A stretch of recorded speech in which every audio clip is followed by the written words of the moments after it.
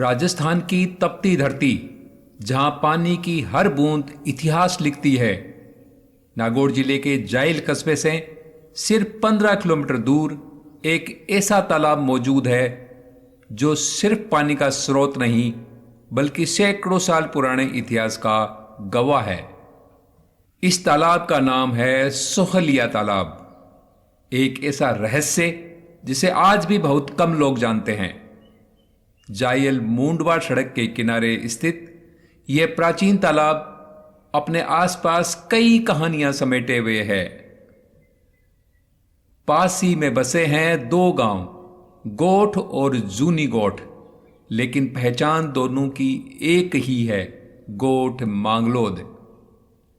इस तालाब से कुछ ही दूर स्थित है दधिमती माता का प्राचीन मंदिर, जो दाहिमा क्षत्रियों, दाहिमा ब्राह्मणों, जाट समाज के कई गोत्रों और कई जातियों की कुलदेवी है। यह क्षेत्र कभी वीर दाहिमा क्षत्रियों के अधीन था, जो इतिहास में चौहानों के सामंत के रूप में भी जाने जाते हैं। समय बदला और इस क्षेत्र पर अधिकार हुआ पेथड़ राठौड़ों का, लेकिन इतिहास के पन्नों में दर्ज है कि कुछ समय बाद ये वीर योद्धा यहां से पलायन कर गए। आज भी इस तालाब के किनारे उनकी वीरता की याद दिलाते हुए स्मारक और अवशेष मौजूद है। तालाब पर लगे शिलालेख इसकी प्राचीनता की पुष्टि करते हैं, लेकिन सबसे दिलचस्प है इसके नाम की कहानी। शक्ति सिंह जी, ये जो तालाब है, सबसे पहले तो ये बताओ कि इसका नाम सोलिया नाम कैसे पड़ा? ये इस तालाब का नाम सोलिया तालाब इसलिए पड़ा, इस तालाब का जो ओरण है, हाँ, जिस ओरण से पानी आता है, अच्छा, उस ओरण की जमीन 1604 बीघा है। मतलब जो कैचमेंट एरिया इसका, कैचमेंट जो एरिया है, उस कैचमेंट एरिया के अनुसार मतलब 1600 बीघा है। तो 1600 का मतलब सोलिया, प्राचीन भाषा में सोलिया, तो सोलिया का सोलिया, 16 का, हाँ, वो हो गया। ये सोलिया का मतलब सोलिया, ये सोलिया तालाब।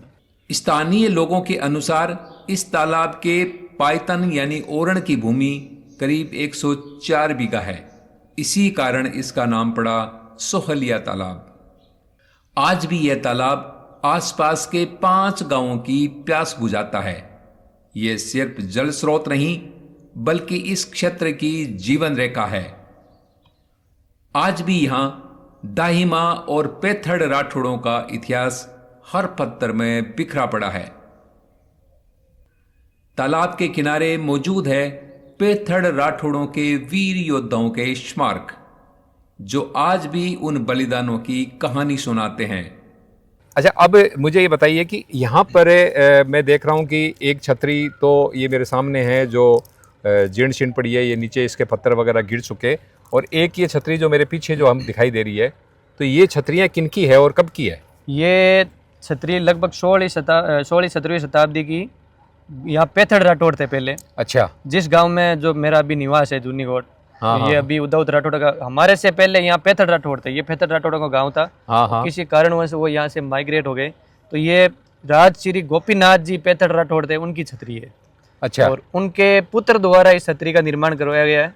तो कब कोई सन वगैरह? हाँ, इस पे सन लिखी हुई है, इस पिलर पे सन लिखी हुई है, लगभग 1700 के आसपास की है। तो ये पढ़वाई आपने? हाँ, मैंने अभी पढ़वाई थी कुछ समय पहले। तो इसका अनुवाद करवा लिया आपने? हाँ, इसका अनुवाद करवाया। तो ये गोपीनाथ जी पेथड़ की ये छतरी है? गोपीनाथ जी पेथड़ राठौड़ थे, उनकी ये छतरी है। उनके पुत्र थे, उनके पुत्र ने इसका छतरी का निर्माण कराया, और 151 रुपये उस जमाने में इसकी लागत आई थी।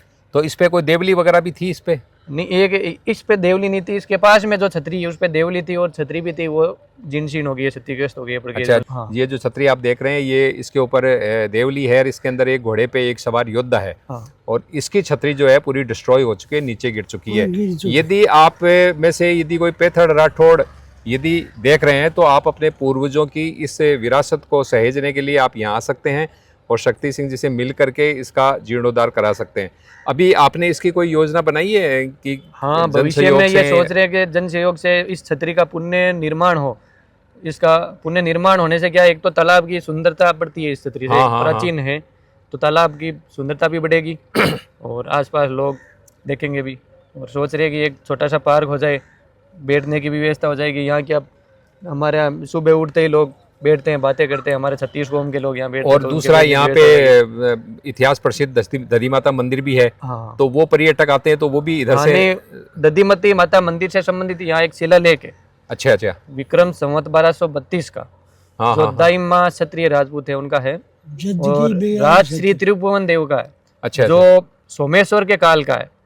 सम्राट पृथ्वीराज चौहान तृतीय के पिताजी थे सोमेश्वर, और अरणोराज के पुत्र थे। अच्छा, ये जो सफेद सा जो लगा हुआ है, सफेद, तो ये अभी जिसके बारे में कह रहे हैं, तो अभी हम उसके जाकर के पास में ही जाकर के आपको बताने वाले हैं। और कहीं बदलाव ये शोलिया तालाब बहुत प्राचीन तालाब है। हाँ हाँ। और ये मतलब चौहान काल के समय का भी तालाब है। अच्छा, चौहान काल में। हाँ, इस तालाब पे जो शिलालेख है 1232 का, वो ये दर्शाता है कि ये तालाब कितने साल पुराना है। और हमारे इस तालाब से हमारे 5 गांवों के पीने में यही काम लेते हैं हम, नहाने धोने में सारी। हाँ, ये जो दिखाई दे रहे हैं ये ट्रैक्टर, और एकदम साफ सुथरा पानी है। अच्छा, इसकी सफाई वगैरह भी करवाते हैं? सफाई वगैरह होती है, और सफाई के लिए ये हमारे पूरे गाँव वालों ने मिलकर इनको रखा। चेलाराम जी मेघवाल। आपको कहीं नाम है? हमारा नाम चेलाराम जी है। हैं? चेलाराम जी। चेलाराम जी कहीं साख में हो? मेघवाल। आप मेघवाल हो? तो ये चेनाराम जी मेघवाल है, जखा इकी पूरी देख रेख करे, इनकी साफ सफाई करे, और पानी बिल्कुल गंदो को नहीं उबादियो। तो बहुत बढ़िया सेवा को काम कर रहे हो मेघवाल साहब थे। जानवर अच्छा, जानवर ध्यान में ना को। अच्छा अच्छा अच्छा। तो वो धान जो कहीं गांव का इकट्ठो करे के कोई कोना के? अच्छा, नहीं, गांव की तरफ धान गांव की तरफ जाता है। हाँ हाँ हाँ। और अपने राजपूतां के बाहर से ना एंगो धान हवे और कोन हवे। हाँ हाँ, आता है, दोनों गांवों का आता है। कुछ धान कटा। अच्छा, मतलब आज की मेघवाल साहब धान जो आवे आज गोठ मांगलो जी की छोटी है, जूनी गोठ में आवे के?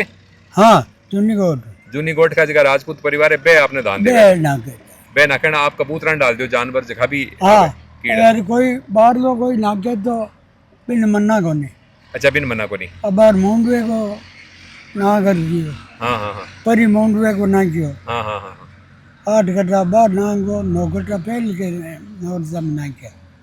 तो देखो ये मेघवाल जी है जगह इनकी पूरी साल संभाल करे। और एक यहाँ को उदाहरण है कि गांव का मायने कोई भी की विरासत है बस सरकार कौन सह सके। यहाँ का जगह बुजुर्ग लोग है बे यदि यहाँ चीज़ों को ध्यान रखे तो ये अपनी विरासत है ये बचड़ी रह जावे। और आज देखो 5 गाँव का जो जलदाई विभाग के लिए तापा पाइप डाला वो डाला वो वर्षा पहले आपने बड़का को जो तालाब बनाइडो है वो आज बरसात के माए फुल भर जावे। और पूरी साल 5 गाँव का लोग अठे पानी पीवे, पशु पक्षी भी पानी पीवे, और जानवर जत्ता भी है। अभी पीछे भी एक रेवड़ में देखो गए। हाँ, मोर घना ही है, पक्षी घना ही पक्षी है, बहुत पक्षी है। मोर है। अब एक रेवड़ भी पानी पीबान आयो। और देखा आप ये वीडियो को मैं देख सको कि किया ट्रैक्टर ढसू भर और घरा के माई ने सप्लाई करे है। और तो मेन बात बा है कि ये पीछे जी की छतरें हैं, यदि कोई पैथड़ राठौड़ देख रहे है तो भाई बे आओ और आपकी जगह पूर्वज है बाकी धरोहर ने संभालो। ऐसे ही अनगिनत ऐतिहासिक स्थल हमारी नज़रों से दूर धीरे धीरे गुम होते जा रहे हैं। जरूरत है उन्हें पहचानने की और अपनी विरासत को बचाने की। अगर आप भी ऐसे अनकहे इतिहास को जानना चाहते हैं तो इस चैनल को सब्सक्राइब जरूर करें। धन्यवाद। जय हिंद, जय भारत, जय राजपूताना।